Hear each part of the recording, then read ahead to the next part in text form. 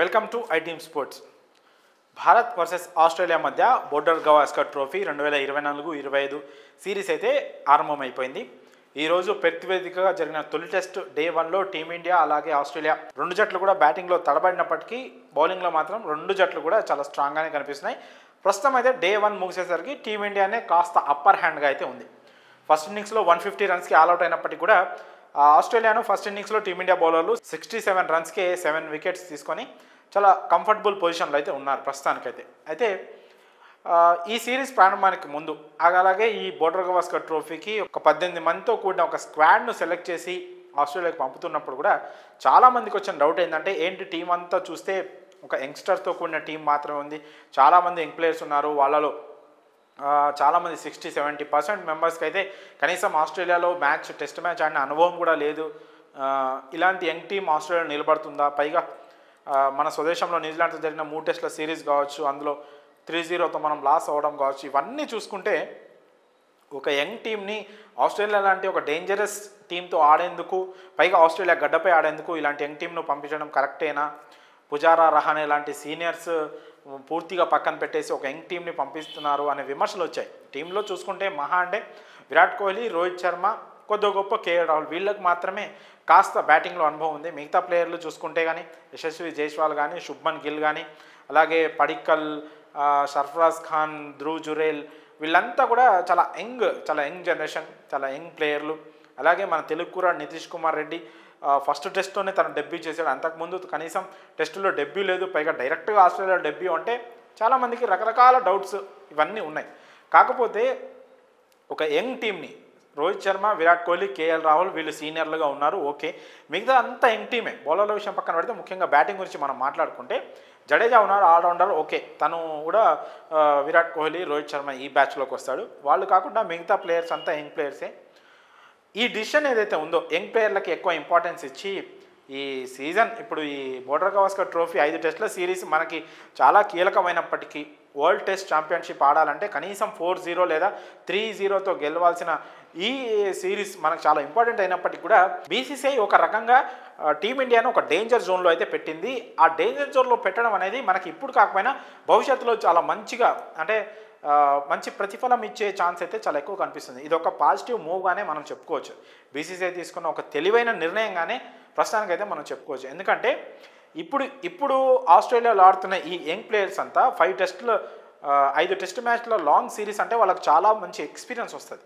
So ఒకవేళ రోహిత్ శర్మ, విరాట్ కోహ్లీ వీళ్ళు T20లకు ఇచ్చినట్టు రిటైర్మెంట్ ఒకేసారి టెస్టులకు కనుక ఇస్తే అది టీంపై ఎంత ప్రభావం చూపిస్తుందో ప్రత్యేకంగా దాని గురించి మాట్లాడుకోవాల్సిన అవసరం లేదు. ఎందుకంటే సడన్గా టీము వీక్ అవ్వచ్చు. సరే, T20 క్రికెట్లో ఒకేసారి ఇచ్చారు కదా, T20 టీం ఏమైనా వీక్ అయిందా అంటే T20 cricket is different, test cricket is different. T20 cricket ఇప్పుడు వచ్చే జనరేషన్ అంతా T20 క్రికెట్ ఆడుతూనే పెరుగుతున్నారు.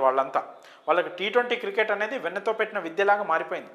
అటు ఐపీఎల్ కూడా వాళ్ళకి T20 క్రికెట్ ఆడడంలో చాలా బాగా హెల్ప్ చేస్తుంది. సో వాళ్ళిద్దరు రిటైర్ అయినప్పటికీ కూడా టీం అంతే స్ట్రాంగ్గా ఉంది. ఒక రకంగా చెప్పాలంటే అంతకంటే ఇంకెక్కువ స్ట్రాంగ్ అయిందని చెప్పాలి. సౌత్ ఆఫ్రికాలో ఓడించారు. 3-1తో సౌత్ ఆఫ్రికాను ఓడించారు Suryakumar Yadav and co team. Tilak Varma కావచ్చు, సంజు శాంసన్ కావచ్చు, చాలా అద్భుతంగా ఆడి సెంచరీలు కొట్టి ఒక సిరీస్ని అయితే గెలిపించారు. T20లో మనకు ఆ ప్రాబ్లం లేదు. ఒకేసారి సీనియర్ ప్లేయర్లు రిటైర్ అయినప్పటికీ కూడా ఈ యంగ్ బ్లడ్ అయితే ఉందో వాళ్ళు T20 క్రికెట్ను ఆల్రెడీ అడాప్ట్ చేసుకున్నారు. వాళ్ళు ఆడేదే T20 క్రికెట్ లాగా ఉంది. కానీ టెస్ట్ క్రికెట్ అలా కాదు. టెస్ట్ క్రికెట్లో ఆ పేషెన్స్ ఉండాలి, ఆ సీనియారిటీ ఉండాలి, పిచ్ను అర్థం చేసుకునే ఆ కెపాసిటీ ఉండాలి. అవన్నీ మనకి అనుభవంతోనే వస్తాయి.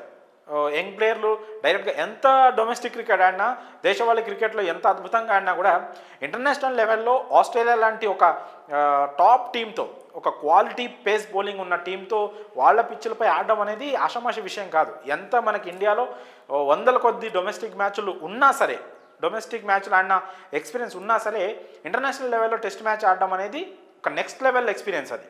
సో ఇప్పుడు ఆస్ట్రేలియాలో ఒక యంగ్ టీంని బీజీటీ సిరీస్ కోసం ఎంపిక చేసి పంపించడం వల్ల రేపొద్దున విరాట్ కోహ్లీ, రోహిత్ శర్మ ఒకేసారి రిటైర్ అయినప్పటికీ కూడా టీం పైన అంత ఎఫెక్ట్ పడకుండా ఉండడానికి ఈ సిరీస్ చాలా ఉపయోగపడుతుంది.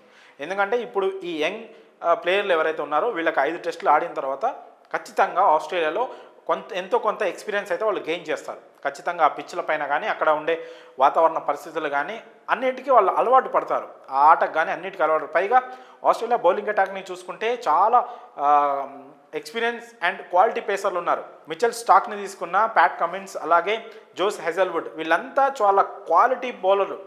అలాగే నాథన్ లయన్, తను కూడా స్పిన్నర్ అయినప్పటికీ కూడా ఎంతో అనుభవం ఉన్న బౌలర్ తను. సో వీళ్ళందరినీ ఎదుర్కొనే ఛాన్స్ ఈ యంగ్ ప్లేయర్లకి ఇప్పుడే వస్తుంది. సో నెక్స్ట్ మళ్ళీ ఎప్పుడైనా బీజీటీ ఆడడానికో వేరే టెస్ట్ మ్యాచ్ ఆడడానికో ఆస్ట్రేలియా వెళ్తే ఇందులో ఉండే చాలామంది ప్లేయర్లకి ఎంతో కొంత ఎక్స్పీరియన్స్ అయితే వస్తుంది. అప్పటికి వీళ్ళకి కొంత అనుభవం వస్తుంది. అప్పటికి టీంలో విరాట్ కోహ్లీ, రోహిత్ శర్మ, జడేజా లాంటి సీనియర్లు లేకపోయినప్పటికీ టీం సడన్గా డౌన్ కాకుండా, అంటే కనీసం ఎక్స్పీరియన్స్ లేని ప్లేయర్స్ లేకుండా కాకుండా ఉంటుంది team.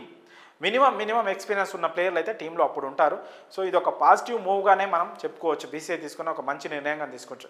For example Rishabh Pant గురించి మాట్లాడుకుంటే మొట్టమొదటిసారి 2018-19 సీజన్లో team India for the first time Australia గడ్డపై టెస్ట్ సిరీస్ గెలిచింది. విరాట్ కోహ్లీ కెప్టెన్సీలోని అప్పటి team first time Border Gavaskar ట్రోఫీని ఆస్ట్రేలియా గడ్డపై గెలిచింది. ఆ తర్వాత 2021లో కూడా ఫస్ట్ టెస్ట్లో విరాట్ కోహ్లీ ఆడి ఆ తర్వాత వచ్చేసినప్పటికీ తర్వాత రహానే కెప్టెన్సీలో టీమిండియా మళ్ళీ 2-1తో బోర్డర్ గవాస్కర్ ట్రోఫీ గెలిచింది.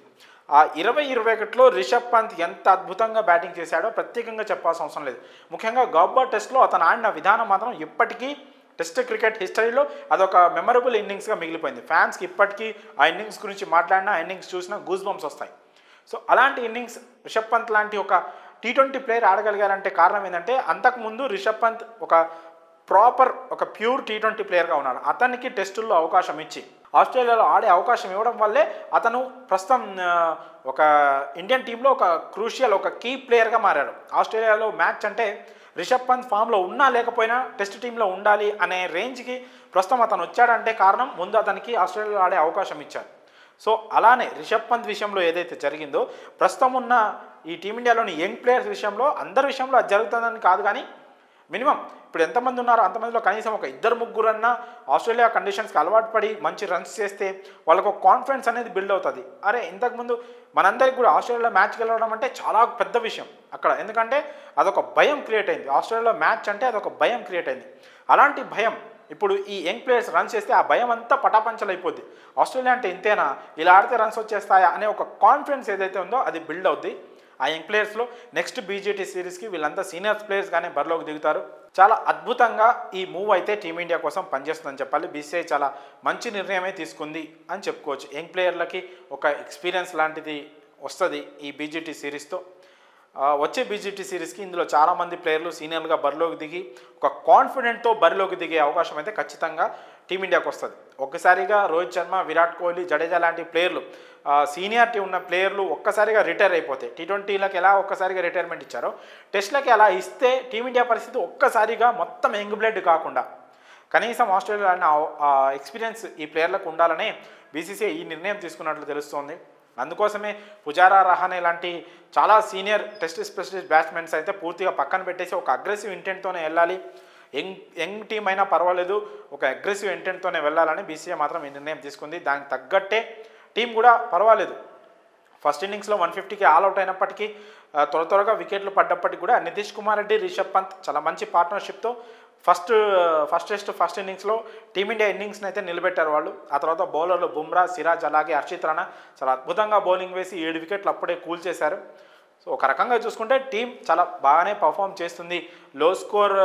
లో స్కోరింగ్ ఫైట్గా నడుస్తున్నప్పటికీ కూడా టీమిండియా పర్ఫార్మెన్స్ అయితే చాలా బాగుంది. ఈ యంగ్ టీం ఇలాగే ఆడుతూ ఒక మంచి ఎక్స్పీరియన్స్ని గెయిన్ చేసుకొని నెక్స్ట్ బీజీటీ కల్లా చాలా పవర్ఫుల్ టీమ్గా బరిలోకి దిగే సూచనలు అయితే కనిపిస్తున్నాయి. మరి ఒక యంగ్ టీమ్ని ఆస్ట్రేలియాకి పంపించిన బీసీసీఐ మూవ్పై మీ అభిప్రాయాలను కామెంట్స్ రూపంలో తెలియజేయండి.